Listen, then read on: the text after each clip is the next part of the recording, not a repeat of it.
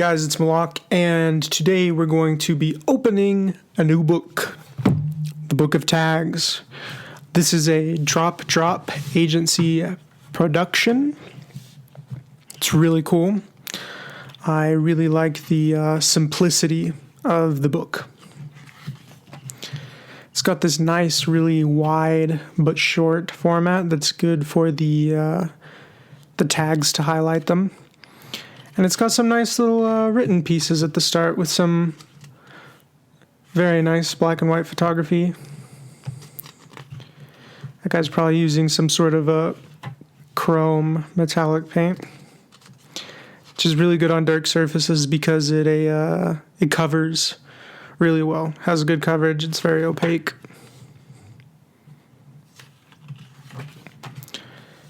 Now, the thrill of doing it is something you can only understand by actually going out and doing it.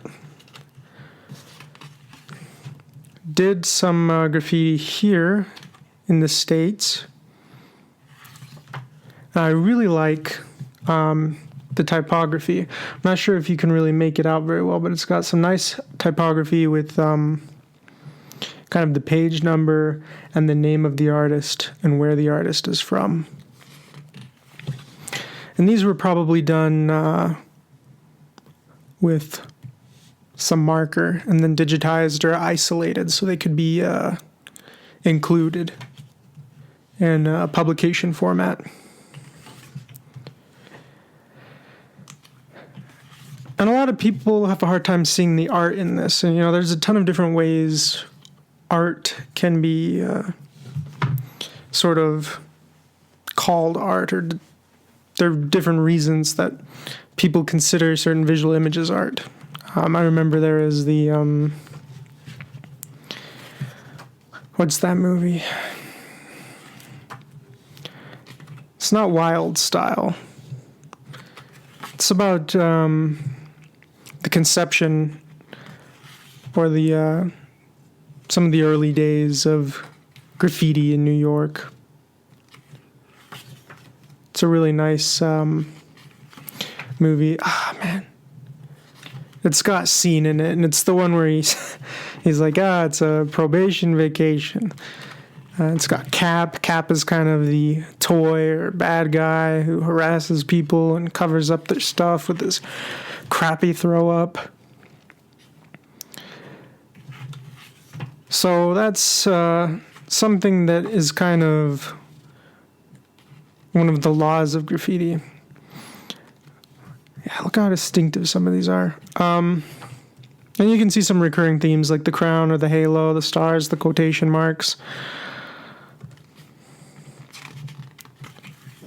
And also the tools you use can greatly influence what you end up coming out with. But usually the tag is the smallest. It kind of has to do with how much time and detail is in the piece that determines its hierarchy. So the tag is usually at the bottom, and there's throw-ups, which a lot of people see as like the bubble letters. It's usually like a 2-color thing that goes up, a piece, which is usually more complex, and then murals or finalized pieces, And usually you're not supposed to cover someone else's if you don't want to be a toy or get it beat up or something. But a lot of street artists and graffiti artists are kind of aware of the transience? The transience of their art, the fact that it's going to get destroyed or covered up eventually. They're just trying to get up. But yeah, there's so many things about the experience besides just how exhilarating it is and the strategy involved. And also the technique involved in creating your own identifiable tag and creating something that's balanced. Graffiti artists, whether or not they're aware of it, usually have a great understanding and pick up a lot of very impressive things in terms of typography. Which is awesome because in a lot of other cultures, it's interesting, you see some very beautiful artwork that's made using Asian characters, whether it's in Hindu or Thai, you've got Chinese characters, and Japanese characters, and Korean characters. But the Latin alphabet really doesn't, not that I'm aware of, have something that is similar to the calligraphic expression that's in those languages other than in tags. And that's interesting, how that just sort of materialized.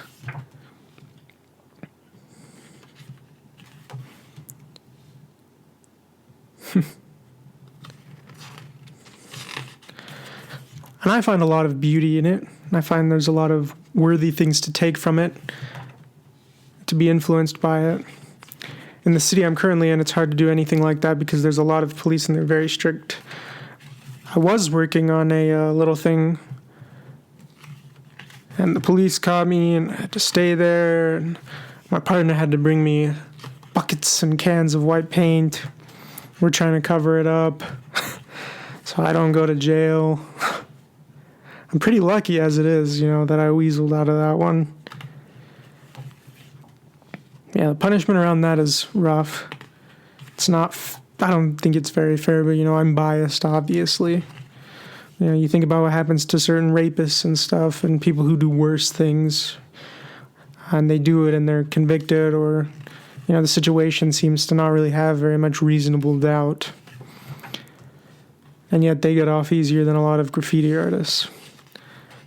Definitely a huge campaign against it and a big stigma. I mean, it is, to a certain extent, a little bit wrong in terms of legality, because you don't own the space. But in certain places, you're forced to be exposed to ads, and that's where the whole argument about taking back the space comes from. Zephyr. Those are the tags, and we're getting into the photos. You're forced to have ads, and you don't really get to choose those ads a lot of the time. It would be tough, but I think it would be really interesting. And it is sometimes a very noble and pure sort of art, when it's, a lot of times it's not commercialized, which is sometimes why a lot of the magic of graffiti and street art is dissolved once it's put into a gallery, among other reasons. But it's not really a consumeristic or commodity-based art, often. These little things they do on the side to credit the photo are nice.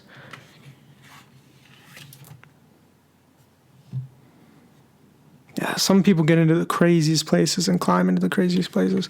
But I think it would be interesting if you had some hacker graffiti artists who on the internet, Hulu, Netflix, YouTube, could figure out how to place their own tags or images in those places. Unfortunately, they'd probably get caught and taken down soon, and then they would improve the security. But that would be very interesting. Taking back the space in the web. Because we're facing a lot of ad saturation, which sometimes is good. To a certain extent, YouTubers and people like that, it's giving them a chance to make money and earn a livelihood. Artists and people who are not corporations, it's getting harder and harder, it feels like, for people to sort of rise up out of their situation on their own. And that's really cool that there are certain resources online that give artists the capacity to try and make money. So in that sense, ads don't feel as wrong. But it is still an invasion of your space. But are you really entitled to get whatever you want as you go along your day in the public? It's hard to tell. It's really a gray area. But one thing I do know is that I find a lot of technically proficient graffiti to be extremely beautiful. It's very fun and satisfying to do. It's an adventure. some of the camaraderie that you can develop and the people you meet are just so cool. That was one of my favorite things, is meeting artists and going to the shops, in Napoli, Bari, Rome, meeting people. I like to go and meet some of the old guys in New York.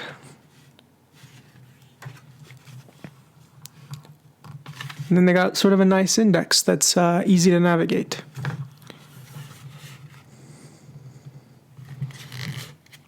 That's nice. Sort of a visual index too. And they left enough space in the gap. Good job, guys.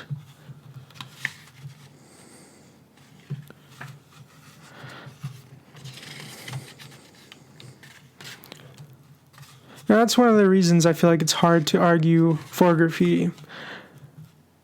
But honestly, that's some of the magic of it, is that it's unsolicited. So maybe it's never supposed to be that way. But there is a bit of a risk. But I wish the punishment wasn't always so severe. I wish the stigma wasn't always so bad. Gotta say, I really like this book. You get a nice look at a bunch of tags, and they're really nice. And it's printed well. The typography is good within the book. It's really, really, really worth it. I think I got this for almost, maybe it was under 40, and I don't know if there was shipping. I got this a while ago, and I think the stock was limited, so I'm not sure how easy it is going to be to find this book anymore. But if you do find one available at a decent price, definitely get this book if you're into tagging and you want to have some visual inspiration, or just have something really cool on your coffee table.